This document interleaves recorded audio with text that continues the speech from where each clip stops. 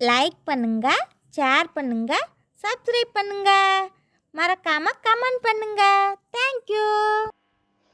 முதல் உலகப் போர் மற்றும் ரஷ்ய புரட்சி. வினா விடைகள். புகாரெஸ்ட் உடன்படிக்கை கையெழுத்திடப்பட்ட ஆண்டு எது? 1913 ஆகஸ்ட்.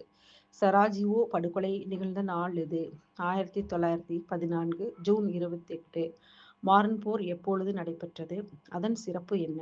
1914 செப்டம்பர். இது ஒரு பதுக்கு குழிப்போர் ஆகும். இதில் பிரான்ஸ் ஜெர்மனியை தோற்கடித்தது.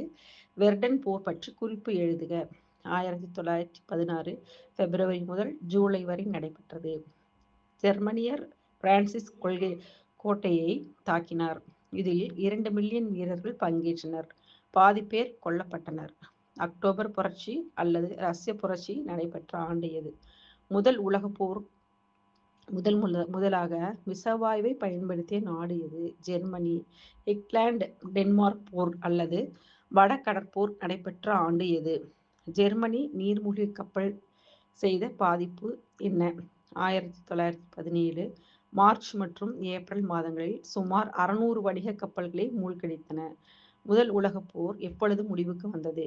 1918 நவம்பர் 11 ஜெர்மனி சரணடைந்ததாக தொடர்ந்து போர் நிறுத்தம் அமலுக்கு வந்தது.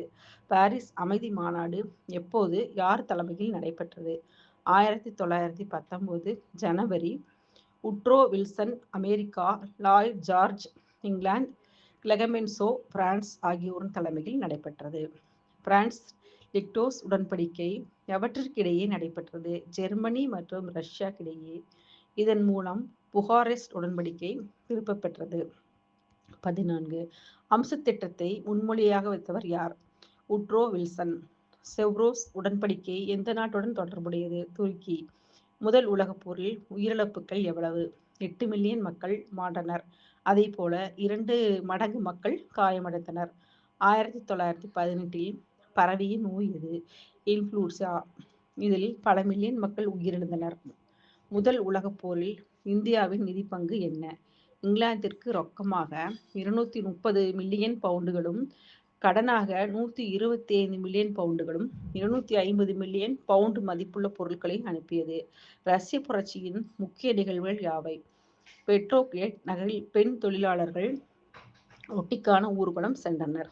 1917 மார்ச் 15 சார் 2ஆம் நிக்கோலஸ் பதவி விலகினார். புரட்சியின் போது மக்கள் ரொட்டி அமைதி நிலம் என முழங்கினர். லெனின் தலைமையை ஏற்றார்.